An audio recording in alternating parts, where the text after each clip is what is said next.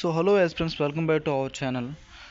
మన ఆల్రెడీ మీరు తమ్నెల్ చూసుంటారు. రైల్వే గ్రూప్ డీకి అలాగే ఎన్టీపీసీకి ఇప్పుడు రానున్న ఎగ్జామ్స్కి నార్మలైజేషన్ ఉంటుందా అని చెప్పేసి మన చాలామందికి డౌట్ ఉందన్నమాట.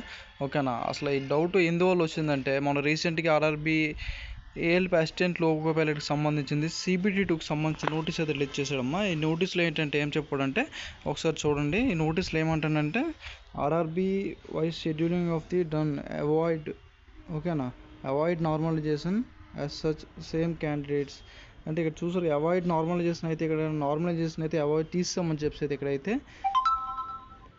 ఉండడం జరిగిందనమాట. ఆర్ఆర్బీ ఏఎల్పికి సంబంధించిన నోటీసులు, అది కూడా CBT2కి సంబంధించిన నోటీసులు అనమాట. అది ఇది చూసి మన స్టూడెంట్స్ అందరూ ఏమనుకుంటున్నారంటే అంటే ఇదే విధంగా ఆర్ఆర్బీ గ్రూప్ డీకి కూడా ఇదే విధంగా నార్మలైజేషన్ ఉండదా, నెక్స్ట్ ఏంటంటే ఎన్టీపీసీ వస్తుంది, ఎన్టీపీసీ కూడా ఉండదని చెప్పి చాలామంది డౌట్ ఉందన్నమాట. ఓకేనా, అది మీకైతే క్లారిఫై చేస్తాను. ఇది ఓకేనా, అందులో అయితే మీకు క్లారిటీ ఇస్తాను. ఓకే, అది చూడండి. మనం ఆర్ఆర్బీ ఏఎల్పి చూడండి. ఏఎల్పి CBT1 చూసుకున్నట్లయితే నార్మలైజేషన్ అయితే ఉండడం జరిగిందనమాట. అసలు నార్మలైజేషన్ ఏంటంటే చూడండి, అసలు నార్మలైజేషన్ ఏంటంటే ఎప్పుడు కూడా ఒక అన్ని ఇప్పుడు ఎగ్జామ్ రైల్వే జోన్స్ మనకి 18 జోన్స్ దగ్గర ఉన్నాయి కదా, 18 జోన్స్ అన్నీ కూడా ఏఎల్పి CBT1 ఎగ్జామ్ అనేది పెట్టడం జరిగిందనమాట. అది ఎన్ని షిఫ్ట్లు, 1 డేలోని ఏ షిఫ్ట్ ఒకటి, B షిఫ్ట్ ఒకటి, C షిఫ్ట్ ఒకటి, అంటే మార్నింగ్ షిఫ్ట్, ఆఫ్టర్నూన్ షిఫ్ట్, ఈ విధంగా అనేది పెట్టడం జరిగిందనమాట. ఓకేనా, ఫస్ట్ షిఫ్ట్ ఉండేది, సెకండ్ షిఫ్ట్ ఉండేది, థర్డ్ షిఫ్ట్ ఉండేది, ఈ విధంగా ఉండేది అనమాట. ఇక్కడేమో ఇలాగ ఏముంటుందంటే కంపల్సరీ నార్మలైజేషన్ అనేది చేయాలన్నమాట. ఎందుకంటే ఈ పేపర్ మోడరేట్గా ఉందనుకోండి, ఈ పేపర్ ఈజీగా ఉందనుకోండి, ఈ పేపర్ మీడియంగా ఉండొచ్చు అనమాట. అందువల్ల నార్మలైజేషన్ అనేది ఇటువంటి టైంలో అనేది నార్మలైజేషన్ అనేది పెడతారనమాట. అయితే CBT2కి చూసుకోండి, ఇందువల్ల ఏఎల్పికి నార్మలైజేషన్ తీసారు. ఇందుకు గ్రూప్ డీకి కూడా ఉంటుందో అనేసి ఒకసారి చూడండి, క్లారిటీ వస్తుంది ఇక్కడ.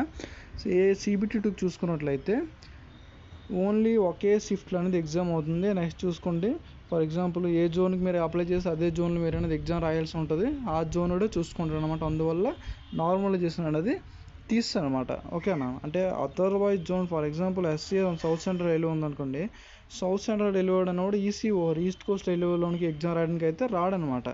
ఓకేనా, మీరు సౌత్ సెంట్రల్ రైల్వే పెట్టుకుంటారు కాబట్టి అక్కడికి వెళ్ళి ఎగ్జామ్ రాయాలి. అది కూడా ఓన్లీ ఒకే షిఫ్ట్లో అనేది క్లియర్ అయిపోతుంది. ఆ పేపర్ మోడరేట్ అవని ఈజీ అవని వాళ్ళకి అనవసరం, ఎందుకంటే ఒక 1 2 3 షిఫ్ట్లు అయితే లేవు కాబట్టి. ఓకేనా, అందువల్ల అయితే CBT2కి అయితే మీకు అనేది నార్మలైజేషన్ అనేది తీస్తాడు అనమాట. ఆర్ఆర్బీ ఏఎల్పికి సంబంధించి రీసెంట్గా అయితే నోటీస్ రిలీజ్ చేయడం జరిగిందమ్మా.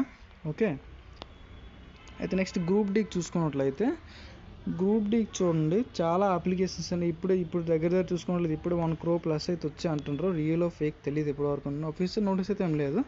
చూద్దాం, 1 crore ప్లస్ అయితే వచ్చి అంటుంటారు.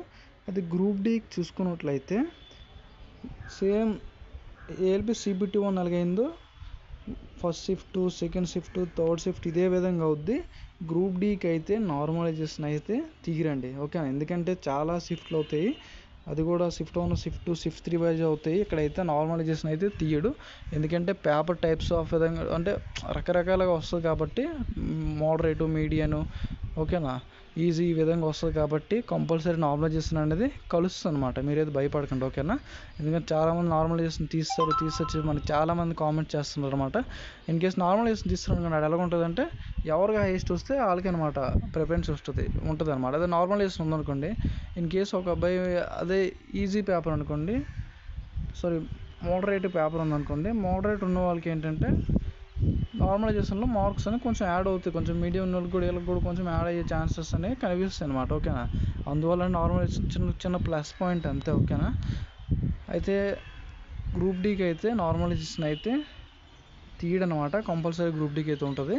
అయితే ఎన్టీపీసీ చూడండి, ఇంకా ఎగ్జామ్ అయితే రాలేదు కదా, ఎన్టీపీసీ నాన్ టెక్నికల్ చూసుకున్నట్లయితే దీనికైతే మట్టుగా ఎక్కడ కూడా CBT1 CBT2 ఉంటుంది కదా, CBT1కి అయితే నార్మలైజేషన్ ఉంటుందమ్మా. ఓకేనా, CBT2కి వచ్చేమో నార్మలైజేషన్ అనేది తీస్తాడనమాట. అంటే ఇక్కడ నుంచి మీరు ఇక్కడ అర్థం చేసుకోవాలి ఏంటంటే రైల్వేలో CBT1కి అయితే మట్టుగా నార్మలైజేషన్ అనేది కంపల్సరీ క్యాలిక్యులేట్ చేస్తాడు. CBT2 ఎగ్జామ్ అయితే ఏముంటుంది అయితే మట్టుగా CBT2 ఎగ్జామ్స్ చూసుకున్నట్లయితే ఇక్కడైతే నార్మలైజేషన్ అనేది తీస్తాడు అనమాట. ఎందుకంటే ఏ జోన్లో ఎగ్జామ్ ఆ జోన్లో ఎగ్జామ్ అవుతుంది కాబట్టి నార్మలైజేషన్ అనేది తీస్తున్నాను. ఓకే, మీకు అర్థమై ఉంటుంది నార్మలైజేషన్ గురించి. ఓకేనా. మీకు ఇంకా కావాలంటే ఇంకొక వీడియో చేస్తాను. కామెంట్స్ నార్మల్గా చేస్తున్నా అంటే ఏంటని చెప్పి మీకు ఎవరికి ఇంట్రెస్ట్ ఉంటే కామెంట్ చేయండి. వీడియో అయితే చేస్తాం అన్నమాట. ఓకేనా. అయితే నెక్స్ట్ చూసుకుంటే ఇంకొక వీడియో అయితే మేము ముందుకు తీసుకొస్తాను. క్వాలిఫికేషన్ సంబంధించిన ఐటీ అయితే ఎంత ఉంటుంది, దీనికి సంబంధించిన కూడా చిన్న అప్డేట్ రావడం జరిగింది. అది కూడా వీడియో చేసి పంపిస్తాను. ఓకేనా. అది కూడా వీడియో కూడా మీకు అయితే త్వరలో యూట్యూబ్లో అయితే యూట్యూబ్లోకి షేర్ చేయడం జరుగుతుంది. ఓకేనా. అది కూడా చూడండి. ఓకే. కేవలం మీకు ఫైనల్లీ డౌట్ అయితే క్లియర్ అయ్యి ఉండదు అనుకుంటున్నాను. గ్రూప్ డీకి తమ్నెల్లో చూసారు కదా, గ్రూప్ డీకి ఎన్టీపీసీకి అయితే నార్మలైజేషన్ అయితే తీయరు. అది కూడా CBT1కి, గ్రూప్ డీకి CBT1 అటు ఉంటుంది, ఎన్టీపీసీకి CBT2కి అయితే నార్మలైజేషన్ అనేది తీస్తారు అనమాట. ఓకేనా. ఇదైతే అప్డేట్ అండి. చాలామంది యూట్యూబర్స్ మీరు చూసుంటారు, ఎలాగంటే నార్మలైజేషన్ తీస్తారు అని చెప్పి డైరెక్ట్గా తమ్నెల్లో పెట్టేస్తున్నారు అనమాట. ఓకేనా. అలా పెట్టగానే మీరు వెళ్ళి అది రియల్ అనుకుంటున్నారు. వీడియో అయితే పూర్తిగా వీడియో ఎండ్ వరకు చూసి అయితే తెలుసుకోండి. ఓకేనా. ఓకే. ఇంకేమైనా డౌట్స్ ఉంటే కామెంట్ చేయండి. Thanks for watching.